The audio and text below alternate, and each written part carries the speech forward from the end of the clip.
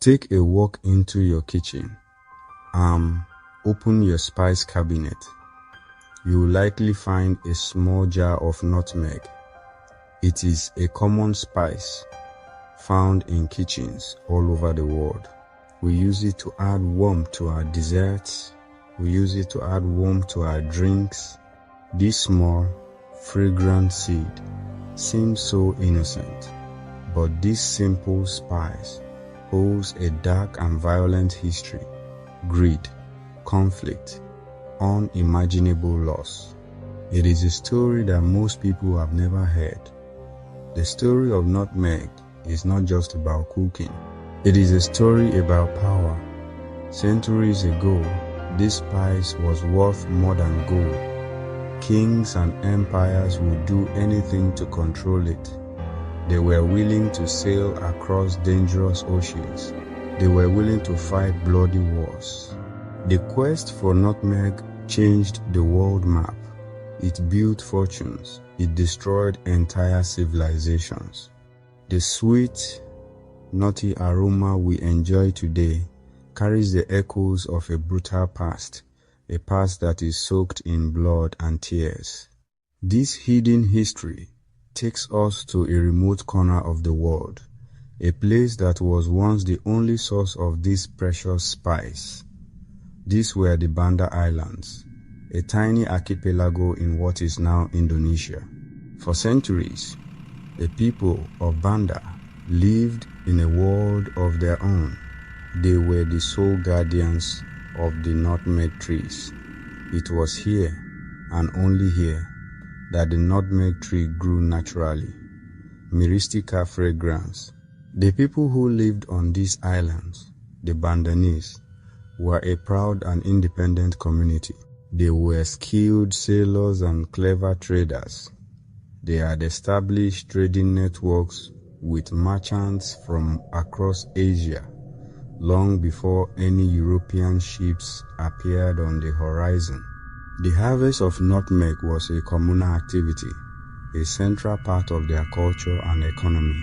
The tree's fruit would split open when ripe, revealing a dark brown seed covered in a brilliant blood-red lattice.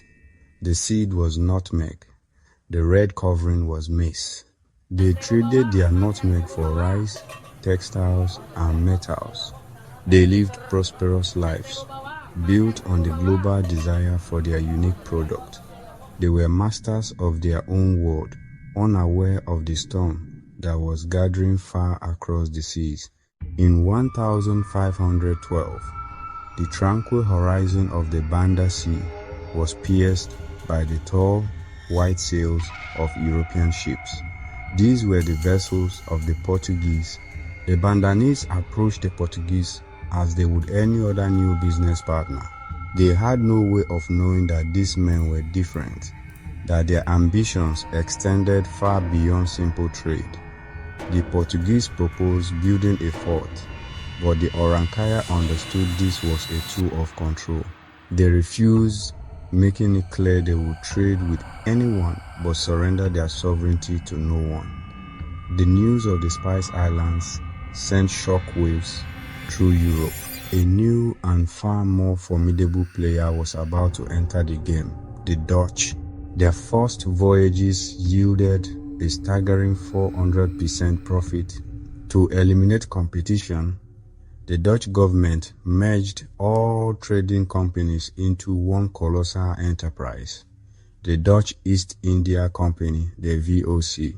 It was the world's first multinational corporation with the power to build forts, maintain armies, and even wage war in the name of profit. The VOC's strategy was intimidation.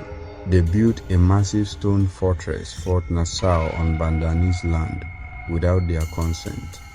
In 1609, the VOC Admiral Verhoef marched into the forest to force a treaty. But to the Bandanese, this was an invasion. They had prepared an ambush. In the swift and brutal confrontation, Admiral Verhoef and around 40 of his men were killed. The islanders had sent a clear and bloody message: but the victory did not drive the Dutch away. Instead, it hardened their resolve. The only solution, they concluded, was total conquest and subjugation. The man they chose for this task was Jan Pieterszoon Koen. He believed that trade could not exist without war, nor war without trade. In February 1621, he arrived with the largest military force ever seen in the archipelago.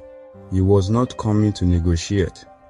He was coming to execute a plan of extermination. Koen launched his assault on the main island of Untold. The invasion turned into a massacre. They swept through the villages, setting fire to homes. The sound of muskets, screams, and the crackling of fire marked the death of a community. Koen then opted for deceit. He promised to spare their people if the remaining leaders surrendered. Believing they were acting to save their people, they came in good faith. As soon as they entered the Dutch camp, they were seized. It was a trap. On May 8, 1621, Koen staged a grotesque parody of a trial. All 44 men were found guilty and sentenced to death. They were brutally tortured, then systematically beheaded and quartered. Their bodies were displayed as a terrifying warning. Koen then unleashed his soldiers on the remaining population. This was no longer a battle. It was a manhunt. Those who were not killed were rounded up and sold into slavery. Their connection to their homeland severed forever. In just a few short months, Jan Pieterszoon Koen had successfully and systematically wiped an entire society off the face of the earth. The Banda massacre was a resounding success for the Dutch East India Company. The islands were no longer a society. They were an asset on the VOC's balance sheet. The monopoly, however, could not last forever. In the late 18th century, a French botanist successfully smuggled seedlings out of the islands. The spell was broken. Today, the Banda Islands are a quiet, remote corner of Indonesia, but the ghosts of the past are never far away. The spice in our cabinet is a direct link to this history of violence, greed, and genocide. It connects our modern kitchens to the blood-soaked soil of the Banda Islands. It is a story about the hidden cost embedded in the global supply chains that bring us our food, our clothes, our technology. Remembering the story of the Banda Islands is not about feeling guilty. It is about being aware. And now, every time you taste nutmeg, remember this story, because history isn't always found in books. Sometimes it's hidden in the smallest things we use every day. If you enjoyed this documentary and want more untold dark stories like this, subscribe to Dark History File, because the past is deeper, darker, and more powerful than you think.